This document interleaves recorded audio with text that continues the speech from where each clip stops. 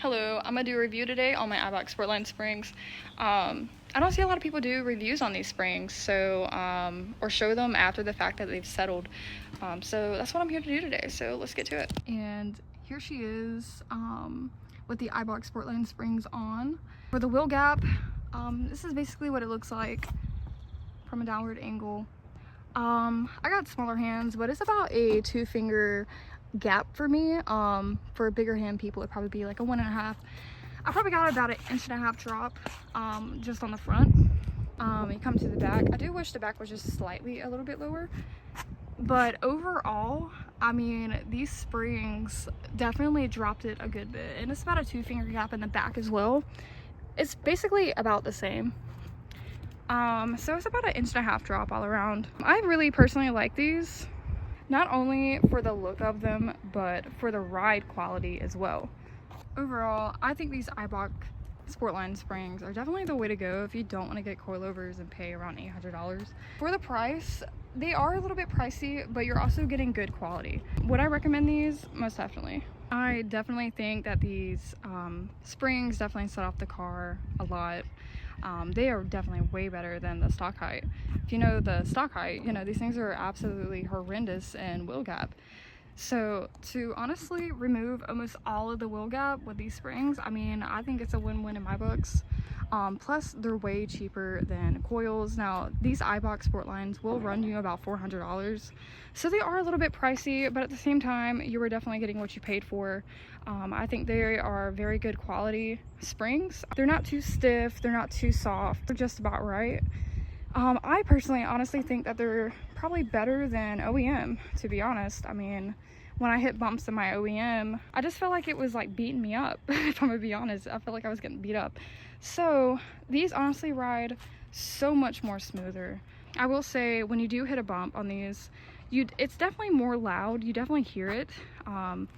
But just for the small bumps that I'd usually feel like really hard, these honestly take it like a champ. So I'm very, very, very happy with these Sportline springs. Yeah, there's not really much bad things I can say about these springs. Besides when you hit like a really big hole, it definitely will sling you out of your seat and you will hop up and probably hit your head on the ceiling a little bit. But overall, I mean, they ride incredibly smooth, way better than OEM. And I mean, for the wheel gap that you're getting for these springs, I mean, I think it's pretty freaking good, because I mean, you're still getting that really aggressive sort of looking drop, but also keeping it slick looking and not slammed on its bolts. So I think it's a really good for if you daily this like I do mine, I think it'd be perfect for you, especially with the ride quality. The ride quality is awesome. Now these Eibach springs will run you about $400, so they are a little bit on the pricey side.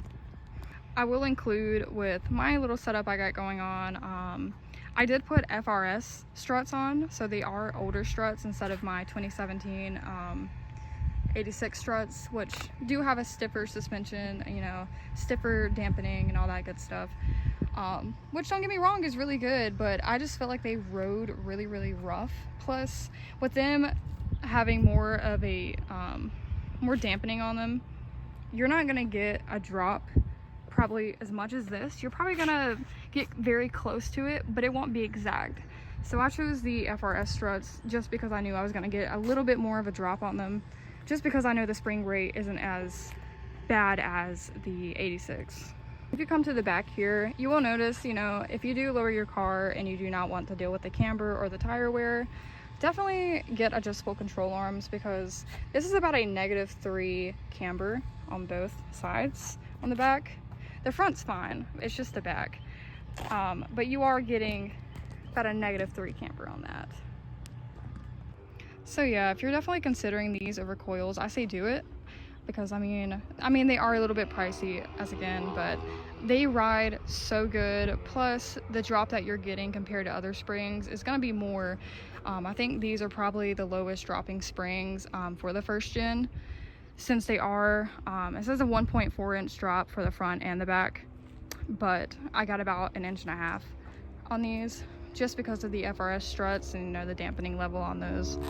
But overall, I mean, if you're gonna daily your car and you want it to be a little bit more flashy, you know, pop out a little bit more, definitely these springs are definitely the way to go.